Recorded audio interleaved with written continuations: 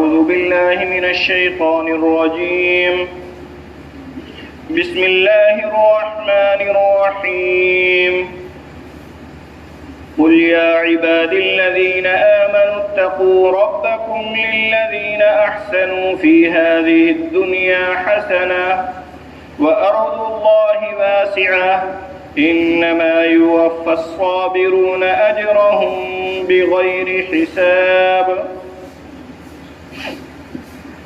قل یا عبادی الذین، آپ مؤمنین کو میری طرف سے کہیے، اے میرے ایمان والے بندو، اتقوا ربکم، تم اپنے پروردگار سے ڈرتے رہو، للذین احسنوا فی هذه الدنیا حسنہ، جو لوگ اس دنیا میں نیکی کرتے ہیں ان کے لیے نیک صلہ ہے، وارض اللہ واسعہ، اور اللہ کی زمین بڑی فراخ ہے، انما یوفی الصابرون اجرہم بغیر حساب، مستقل رہنے والوں کو ان کا صلہ بے شمار ہی ملے گا۔ قل انی امرت ان اعبد اللہ مخلصا لہ الدین، آپ کہہ دیجئے کہ مجھ کو من جانب اللہ حکم ہوا ہے کہ میں اللہ کی عبادت اس طرح کروں کہ عبادت کو اسی کے لیے خالص رکھوں۔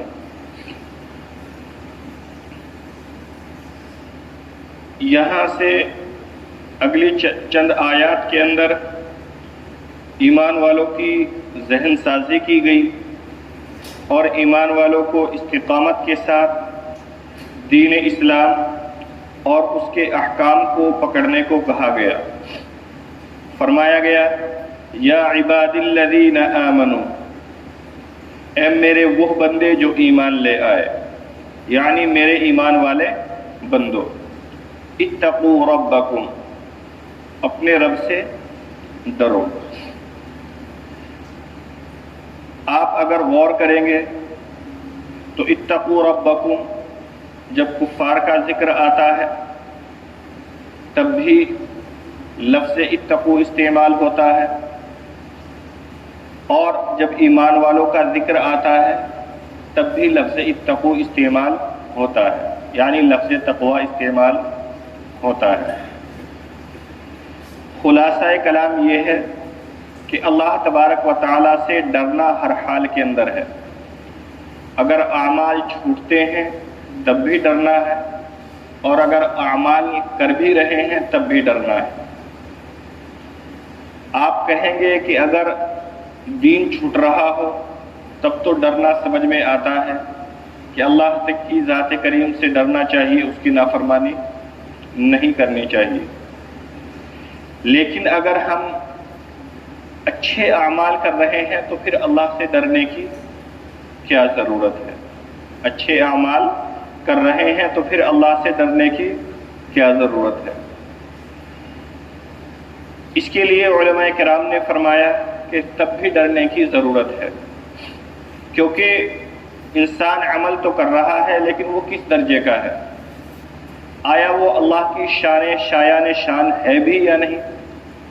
آیا وہ اللہ کی بارگاہ میں پیش کرنے لائق بھی ہے یا نہیں؟ یا ایسا عمل ہے کہ اس کو لپیٹ کر ہمارے منہ پر ہی مار دیا جائے؟ تو عمل کرتے ہوئے بھی ڈرنے کی ضرورت ہے۔ عمل کرتے ہوئے ڈرنے کی اس لیے بھی ضرورت ہے کہ شاید یہ قبول بھی ہو یا نہیں، کہیں دھتکار تو نہیں دیا جائے، کہیں منع تو نہیں کر دیا جائے، تو اس لیے بھی ڈرنے کی ضرورت ہے۔ تو اتقوا جب لفظ استعمال ہوتا ہے رب سے ڈرنا، لیکن کن چیزوں میں ڈرنا ہے، کس طرح ڈرنا ہے، یہ ایمان والے کے اعتبار سے اور کافر کے اعتبار سے فرق ہوتا ہے۔ تو اس سے پہلے بھی ڈرنے کا حکم آیا کفار کے لیے، لیکن جب اللہ نے ایمان والوں کا تذکرہ شروع کیا تو وہاں بھی کہا اتقوا ربکم، کہ اپنے رب سے ڈرو، اپنے رب سے ڈرو۔ در حقیقت تقوی ہر عمل کی جڑ ہے، یعنی اللہ کی ذات کریمہ سے ڈرنا، اللہ کی ذات کریمی سے ڈرنا، یہ کیا ہے؟ ہر عمل کی جڑ ہے۔ اب آپ کی ذہن میں ایک سوال ہوگا کہ اللہ سے محبت رکھنے کا حکم بھی پورے قرآن کے اندر ہے، اللہ سے محبت رکھنے کا حکم بھی پورے قرآن کے اندر ہے، اور ڈرنے کا حکم بھی ہے، تو یہ دونوں چیز ایک ساتھ کیسے ہوں گی؟ در حقیقت یہ دونوں چیز اللہ کی ذات ہی کے اندر ہوگی۔ جب انسان کسی دوسرے سے محبت کرتا ہے تو بے پرواہ ہو جاتا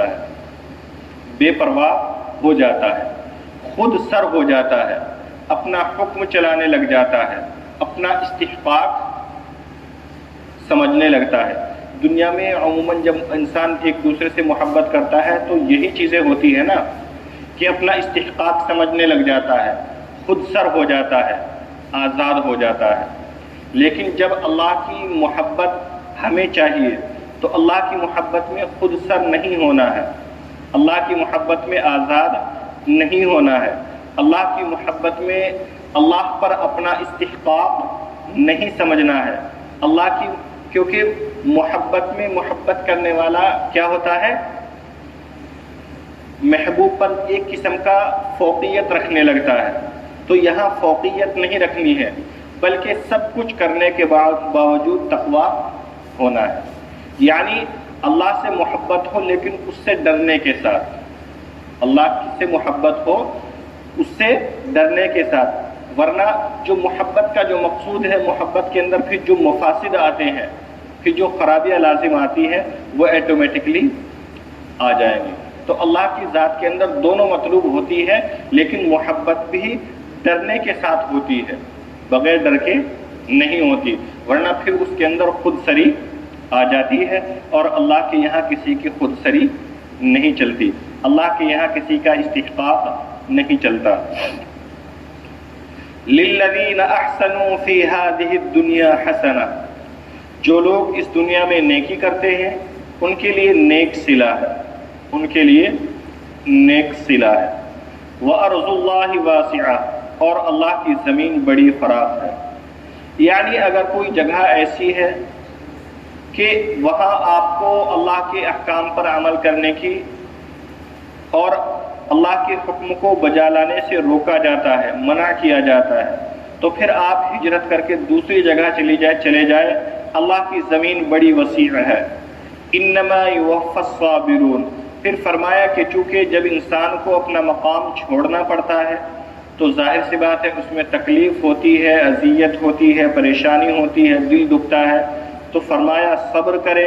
انما یوفی الصابرون، اللہ صابرین کو بے حساب اجر دے گا، اللہ صابرین کو بے حساب اجر دے گا۔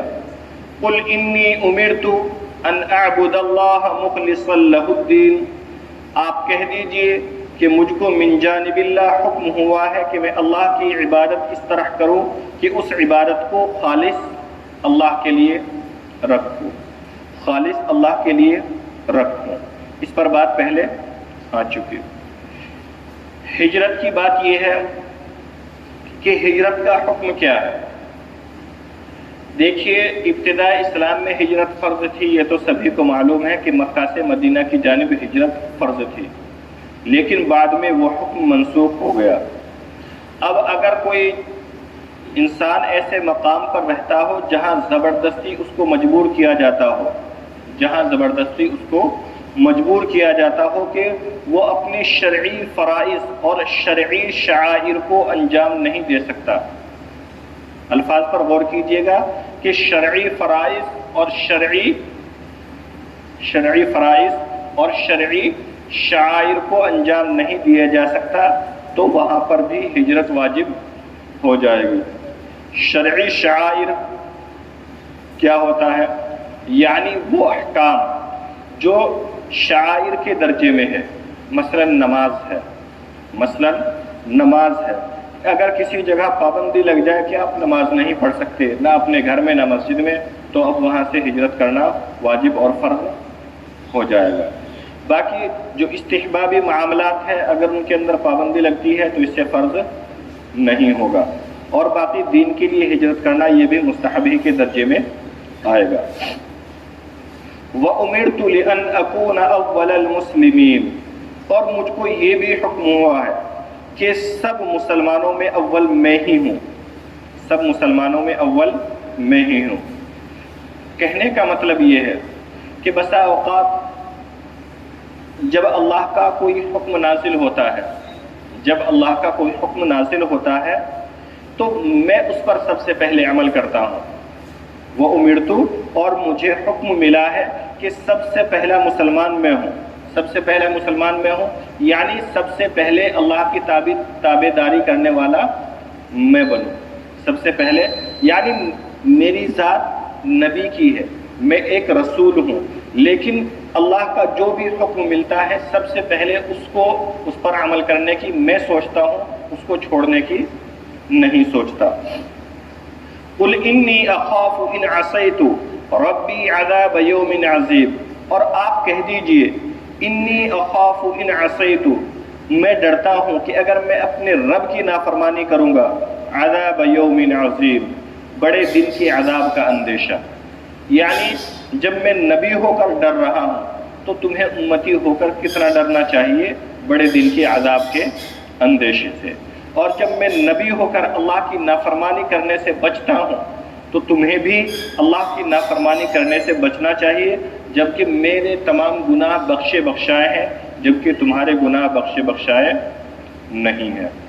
قل اللہ اعبد مخلصا لہ دینی، آپ کہہ دیجئے کہ میں تو اللہ ہی کی عبادت اس طرح کرتا ہوں کہ اپنی عبادت کو اسی کے لیے خالص رکھتا ہوں۔ اگر آپ غور کریں گے تو اخلاص کا حکم صرف 2 رکوع کے اندر 3 مرتبہ دیا جا چکا، 3 مرتبہ دیا جا چکا۔ اخلاص کا مقام بتلایا گیا، اب اس کی اہمیت کی وجہ سے اس کو ذکر کیا گیا۔ آپ اگر غور کریں گے فَاعْبُدِ اللَّهَ مُخْلِصًا لَهُ الدِّينَ، وہاں بھی عبادت کے ساتھ اخلاص کا ذکر ہے۔ قُلِ اللَّهَ أَعْبُدُ مُخْلِصًا لَهُ دِينِي، یہاں بھی عبادت کے ساتھ اخلاص کا حکم ہے۔ اور اس سے پہلے ذکر ہے ان اعبد اللہ مخلصا لہ الدین، وہاں بھی لفظ عبادت کے ساتھ میں اخلاص کا حکم ہے۔ اس سے نتیجہ کیا نکلتا ہے؟ نتیجہ یہ نکلتا ہے کہ دین کا چاہے چھوٹا سا درجہ ہو یا دین کا چاہے بڑا درجہ ہو، مطلب یہ ہے کہ دین کا چھوٹا سا درجہ سبحان اللہ الحمدللہ کہنا ہو، یا دین کا بڑا درجہ حج کرنا ہو، حج کرنا ہو یا زکوٰۃ دینا ہو۔ چھوٹے درجے سے لے کر بڑے درجے تک انسان کے ہر عمل کے اندر اخلاص مطلوب ہے۔ چھوٹے سے آپ چاہے اس عمل کو تنہائی میں کریں، آپ چاہے اس عمل کو مجمع عام کے اندر کریں، ٹھیک ہے، آپ اس عمل کو چاہے تنہائی میں کریں یا آپ اس عمل کو مجمع عام کے اندر کریں، آپ کی اس نیک عمل کے اندر اخلاص کا ہونا ضروری ہے، اخلاص کا ہونا ضروری ہے۔